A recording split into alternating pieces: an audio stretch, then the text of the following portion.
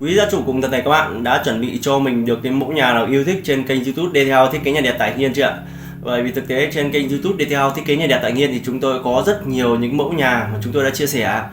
Thì thực tế là trong cái phần cuối năm thì DTL đang triển khai rất nhiều dự án liên quan thiết kế nhà. Vì thế trong cái thời gian qua thì chúng tôi ít ra những video chia sẻ những mẫu nhà miễn phí lên kênh YouTube để chúng ta có thể xem những mẫu và xem một số cái mặt bằng công năng bên trong. Thì hôm nay DTL muốn gửi tới quý gia chủ và bạn một cái mẫu nhà thiết kế cấp 4 với cái mặt tổng diện tích thiết kế là 130 m² nhưng với khu đất thiết kế tương đối chéo, nhưng mà DTL đã giải quyết cái bài toán khu đất chéo tương đối là tuyệt vời để cho gia đình nhà cô ấy có được một cái công năng, một cái ngôi nhà cấp 4 xây dựng lên cực kỳ đẹp. Thì chúng ta tham khảo cái mặt bằng bố trí công năng của gia đình nhà cô ấy thiết kế tại Tiên Nữ do DTL thực hiện để sang năm xây dựng. Bởi vì thực tế thưa quý gia chủ và các bạn, từ giờ đến Tết thì còn một tháng thôi. Chúng ta hãy chuẩn bị cho mình thêm một cái số những hình ảnh, một mặt bằng, một số những cái mẫu nhà đẹp để chúng ta có thể tiến hành xây dựng cho ngôi nhà của mình trong sang năm tiếp theo. Thường thì cuối năm là chúng ta sẽ dành dụm rất nhiều thời gian để chúng ta sẽ tích lũy cho mình một số những kiến thức, tích lũy cho mình một số những mẫu nhà đẹp để chúng ta tiến hành xây dựng trong sang năm, đúng không ạ? Thì chúng ta đón xem video này, chúng ta cùng phân tích một số những yếu tố phong thủy liên quan đến thiết kế nhà cấp 4 thì chúng ta đón xem nhé. Thì mến chào các quý gia chủ cùng toàn thể các bạn trở lại với DTL thiết kế nhà đẹp tại Nghiên và tôi Đức Thưởng. Trên màn hình chúng ta thấy đây là kích thước khu đất của nhà cô Hới. Chúng ta thấy là nhìn sơ qua chúng ta thấy là những cái kích thước khu đất này đang rất chéo, đúng không ạ? Chúng ta nhìn thấy 3D này, chúng ta thấy có hệ thống mặt đường và chúng ta thấy chéo bốn cạnh. Và thực tế là khi mà tiến hành xây dựng với cái ngôi nhà chéo này, chúng ta sẽ phải cân đong đo đếm rất nhiều để chúng ta có thể tận dụng tối đa những kích thước công năng bên trong. Thì cô Hới có chia sẻ là cô đang hiện tại thì cô cũng đang ở Móng Cái, có gia đình riêng và cô chỉ xây dựng cái ngôi nhà trên khu đất này để mang tính chất là khi dỗ Tết về thì cô và gia đình có thể lưu trú ở đây, và yêu cầu là thiết kế là có 3 phòng ngủ và có thêm 2 cái ô tô để gia đình cô có thể đỗ ô tô được trước. Thì DTL đã thiết kế cho cô và chúng ta thấy là vị trí đằng trước là chúng ta thấy là DTL đang thiết kế một cái ngôi nhà cấp 4 là phương án 1, và phương án 2 chúng tôi đang thiết kế là ngôi nhà 2 tầng. Ngôi nhà 2 tầng thì chúng ta có thêm cái diện tích sân bên tay trái này, khi mà có cỗ bàn này chúng ta có thể bố trí khu vực bên trái và chúng ta có thể đỗ được 2 ô tô. Thì với kích thước của nhà 2 tầng thì chúng ta có thêm nhiều cái diện tích sân vườn hơn, đúng không ạ? Nhưng mà với cái chi phí xây dựng thì nếu mà chúng ta không có nhiều điều kiện kinh tế và chúng ta ít sử dụng thì chúng ta nên sử dụng nhà cấp 4, bởi vì cái tổng diện tích sàn nó sẽ ít hơn. Với thứ hai là chúng ta có cái diện tích đầu tư vào các hạng mục khác. Với thứ hai là chúng ta chỉ với những ngôi nhà chúng ta không ở nhiều, chúng ta nên sử dụng nhà cấp 4. Thì cuối cùng gia chủ đã tiến hành xây dựng và lựa chọn xây dựng thiết kế theo dạng nhà cấp 4 này. Thì chúng ta đi vào cái hình ảnh phối cảnh và tí chúng ta sẽ phân tích cái mặt bằng công năng này, xem bố trí công năng như thế nào, đúng không ạ? Thì với mỗi một gia đình khi mà đi theo thiết kế thì chúng tôi sẽ cố gắng đưa ra nhiều những phương án thiết kế phối cảnh khác nhau để các quý gia chủ có thể tiến hành lựa chọn. Thì nhà cô Hới cũng như vậy, đi theo đã thiết kế 2 cái phối cảnh với 2 màu sắc khác nhau, 2 màu sắc chủ đạo. Bên này là màu sắc theo màu xanh, và cái tổng thể với cái hình ảnh phối cảnh nó khác biệt hoàn toàn so với phương án thiết kế ngói màu nâu và những hệ thống màu nâu. Thì chúng ta tham quan qua một số những hình ảnh phối cảnh phương án 2 thì gia đình nhà cô Hới là lựa chọn theo cái phương án màu xanh. Thì màu xanh thì thường nhiều gia chủ cảm thấy thích mắt hơn, đúng không ạ? Thì đây phương án màu nâu nó cũng là một phương án tương đối đẹp. Chúng ta có thêm cái phương án để chúng ta so sánh. Thì nó trở về cái phương án màu xanh này, chúng ta thấy là đây là những hệ thống nhà cấp 4 với chúng ta không thể nghĩ rằng với cái ngôi nhà với cái diện tích đất chéo như thế mà chúng ta có thể tiến hành xây dựng được một ngôi nhà vuông vức mà đẹp như thế này. Bởi thực tế chúng ta có thể nhìn đây với kích thước nhà khu đất chéo này, chúng ta vẫn khi mà chúng ta nhìn mặt tiền này với cái cách thiết kế này thì chúng ta thấy là với cái kích thước công năng khi mà chúng ta nhìn từ mặt tiền chính diện này, chúng ta vẫn thấy ngôi nhà toát lên một vẻ hiện đại với vị trí 5 cấp detail thiết kế 3 bậc, kết hợp tổng thể giữa 2 màu sắc chủ đạo là màu xanh của phần ngói kết hợp với những phần cổ trần và phần chân, với xen giữa là màu trắng sứ ở giữa, tạo tổng thể điểm nhấn cho ngôi nhà là một phần cửa gỗ ở giữa chính đại sảnh.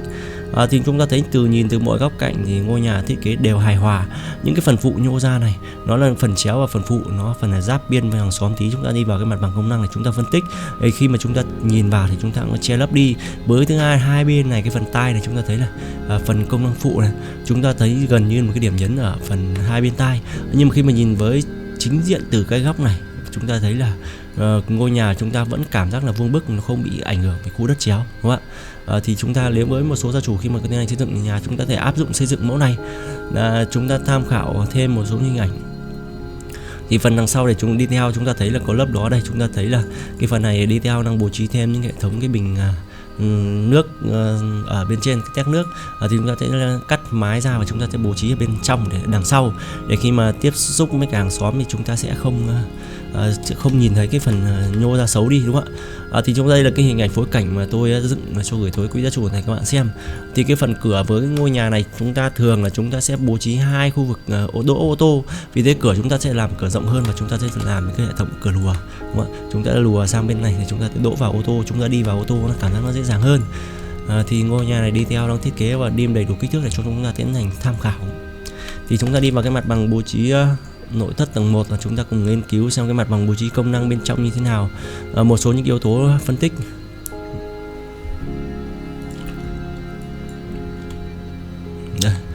Thưa quý gia chủ thì các bạn, thì chúng ta thấy đây là tổng thể khi mà chúng ta nhìn vào cái hình ảnh phối cảnh nội thất bên trong mà DTL đang triển khai cho gia đình nhà cô Hới. Cô Hới chúng ta thấy là với cái tiện tích tiếp xúc với cái kích thước chéo này, DTL đang bố trí hai phần phụ để chúng ta tiến hành chúng ta lấy được toàn bộ cái kích thước khu đất chéo này, tận dụng mà không hai công năng phụ để cho nó cái diện tích chéo. Cái phần khu vực vệ sinh khi mà chúng ta tiến hành chúng ta đi vào vực vệ sinh thì chúng ta mới thấy là cái không gian khu vực vệ sinh nó chéo, đúng không ạ? Nhưng bên trong phòng ngủ chúng ta kê đồ vẫn rất vuông, kể cả không gian khu vực phòng bếp bên này. Thì chúng ta thấy tổng thể ngôi nhà này đi theo đang thiết kế là có hai lối vào chính. Một là lối vào chính đi vào khu vực sảnh chính, chúng ta tiếp cận ngay với khu vực phòng khách rộng 21 m², và có một lối đi vào phụ. Chúng ta thấy lối đi vào phụ bên hông này, thì khi mà chúng ta đi đỗ ô tô thì chúng ta có thể khi mà chúng ta đây khi mà chúng ta đỗ ô tô thì chúng ta đi vào trực tiếp từ bên này. Chúng ta sẽ mang ví dụ chúng ta về thắp hương khói, chúng ta sẽ đi vào khu vực bếp này, chúng ta rửa hoa quả và chúng ta mang đi thắp hương. Chúng ta sẽ cũng không cần phải chính trực diện chúng ta đi qua khu vực phòng khách, hoặc là khi mà chúng ta đi chợ thì chúng ta sẽ đi vào trực tiếp khu vực bếp này, nó tránh chúng ta việc chúng ta đi qua khu vực phòng khách rồi khu vực phòng thờ. Thì chúng ta thấy là với khu vực phòng khách này chúng ta thiết kế 21 m², chúng ta có hệ thống sofa kê theo dạng chữ L này. Đúng không? Thì chúng ta thấy là với không gian phòng khách thì thiết kế tương đối đẹp. Tiếp cận với không gian khu vực phòng khách thì chúng ta tiếp cận ngay với không gian khu vực phòng thờ đang rộng 7,5 m². Chúng ta nhìn ra khu vực đằng trước để tránh cái trường hợp là phòng thờ nó đi lại qua, thì chúng ta sẽ bố trí thêm hai cái vách CNC ở bên cạnh này. Chúng ta có thể tiến hành bố trí thêm hệ thống cửa võng để cho không gian khu vực phòng thờ nó trở nên linh thiêng hơn.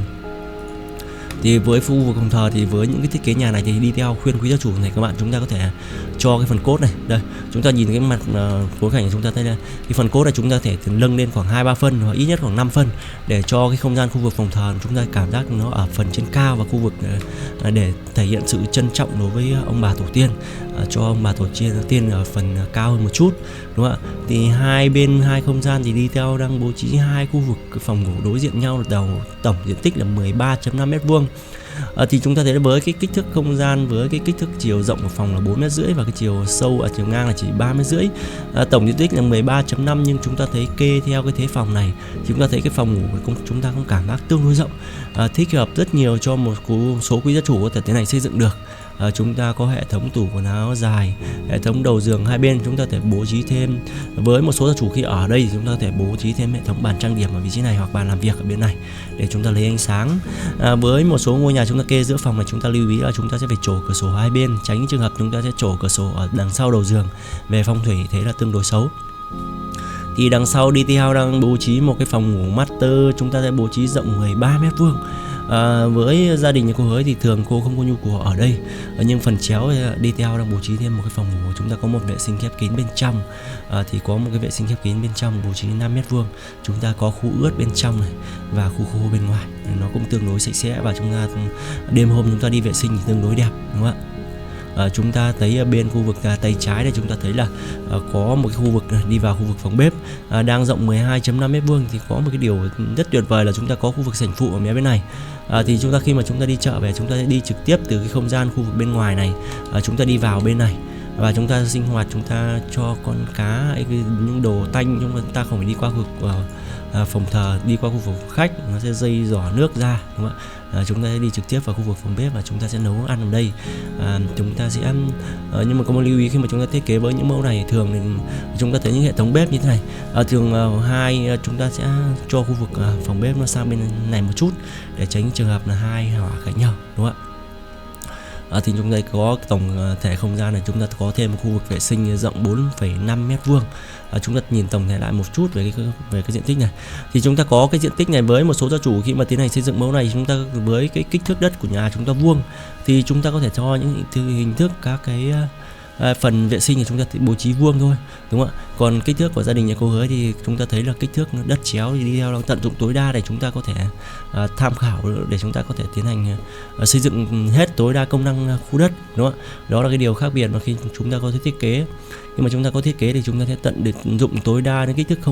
công năng bên trong và tận dụng tối đa những cái kích thước khu đất để tránh cái lãng phí. Thường thì đúng là tất đất tất vàng, đúng không ạ? Thì khi mà chúng ta tận dụng được tối đa thì chúng ta sẽ tiến hành xây dựng nó tốt hơn. Thì cảm ơn quý gia chủ thành các bạn. Cảm ơn quý gia chủ cùng toàn thể các bạn đã đón xem video ngày hôm nay. Ở buổi tiếp theo thì chúng tôi lại chia sẻ cho quý gia chủ thấy bạn một cái mẫu nhà của gia đình nhà em Vương tại thôn Đồng Lý ở Lương Bằng, Quy Động, Nhiên.